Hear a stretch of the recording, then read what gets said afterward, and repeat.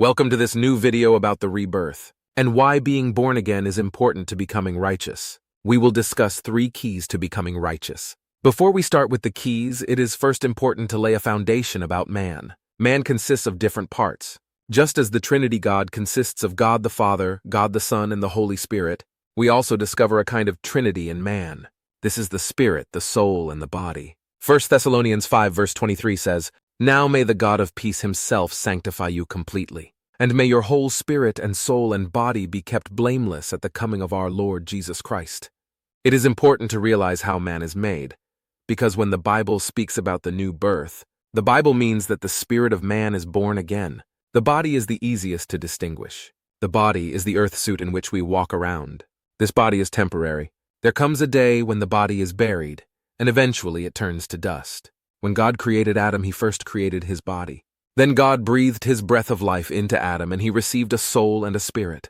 Genesis 2 verse 7 says, "Then the Lord God formed the man of dust from the ground, and breathed into his nostrils the breath of life, and the man became a living creature." Into the body of Adam, God breathed the spirit and the soul. The spirit and soul determine who we really are. We are going to separate these 2 parts. But in reality, it is difficult to indicate when exactly it is spirit and when it is soul. The soul is the human or natural side of man. In the soul we find, for example, the will, emotions, character, personality, feelings, and thoughts. The soul can be changed. If someone was often bullied as a child, then the soul can have to deal with negative feelings, thoughts, or emotions. But also nice events can change the soul, such as a good marriage. We cannot change our soul in a day, but it is an ongoing process. 2 Corinthians 4 verse 16 says, "Our inner self is being renewed day by day." When we read the Bible, it is important that we meditate on it. Reading a Bible text once does not change our life, but continuously meditating on God's Word does. We must continuously see what God speaks about us and confess that over our life. This changes our soul. We need to change our thoughts, which we will come back to in a next video. Finally, the soul of man exists forever. The soul is completely renewed in heaven, so that all wounds and negative sides of the soul are erased. Now it is time for the spirit of man. This is our spiritual personality. With our spirit, we make contact with God. We speak in tongues and we make contact with the spiritual world. John 4 verse 24 says, "God is spirit, and those who worship him must worship in spirit and truth." And 1 Corinthians 14 verse 2 says, "For one who speaks in a tongue speaks not to men but to God.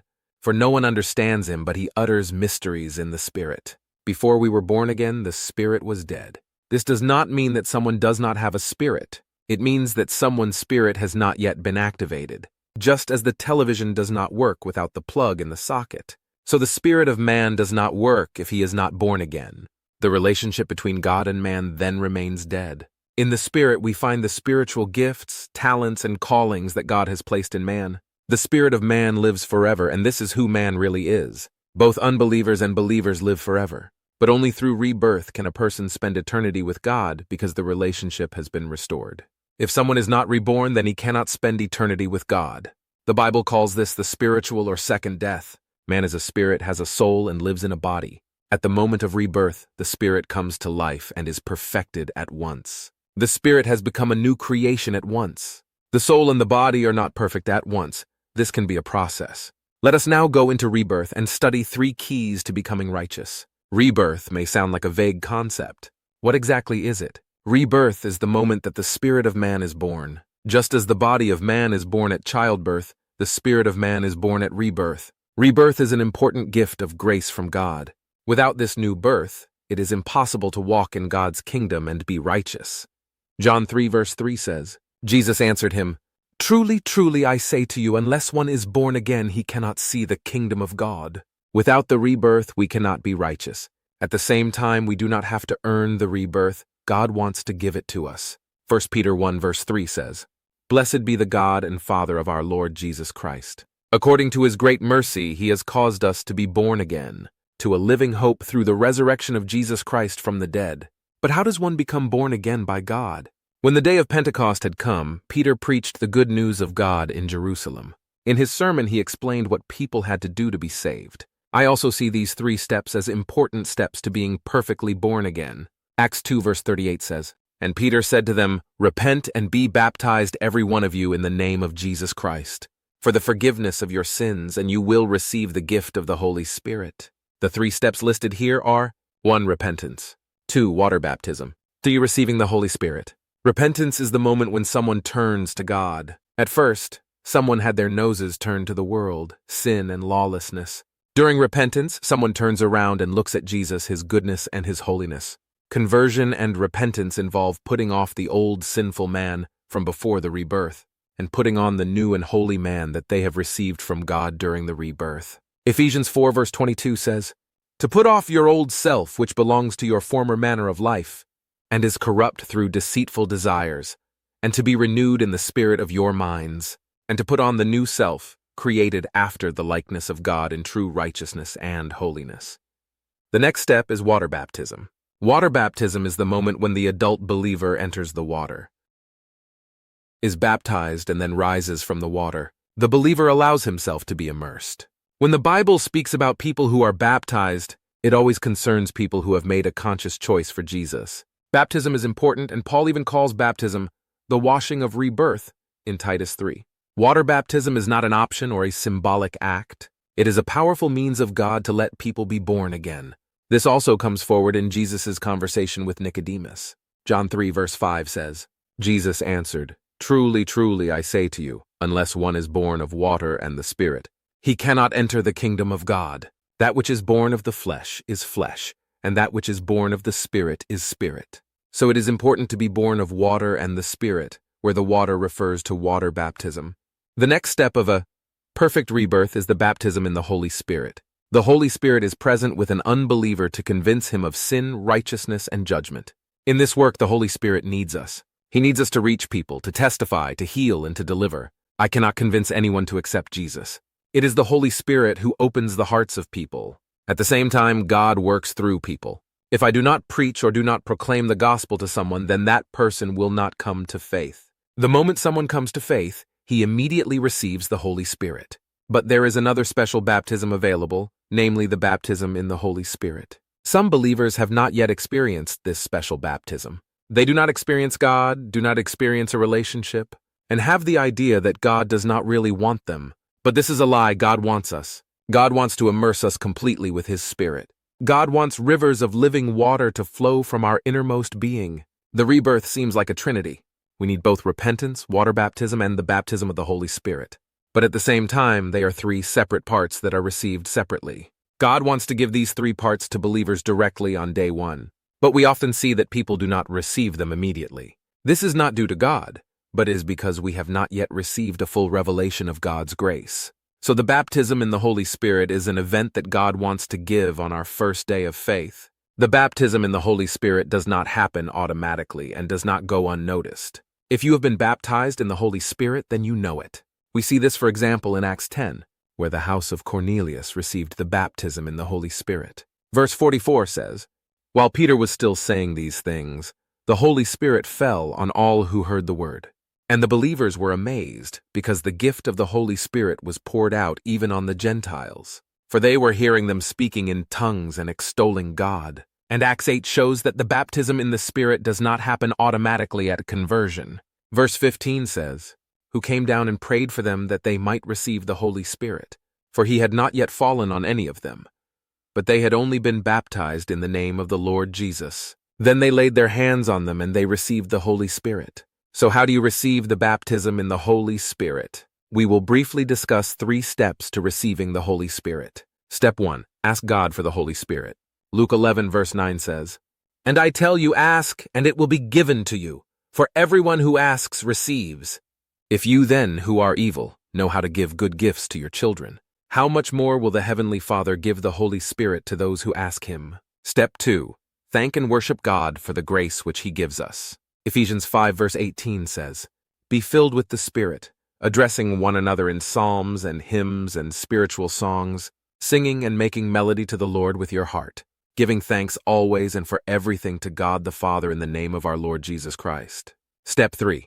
Pray together with Spirit-filled Christians for the baptism in the Holy Spirit and ask for help. The rebirth is the first and most important key to receiving God's grace and righteousness. Now it is time for key 2, receive God's revelation. A revelation reveals hidden knowledge or a mystery that we receive in our hearts. This can be a mystery or a future prophecy.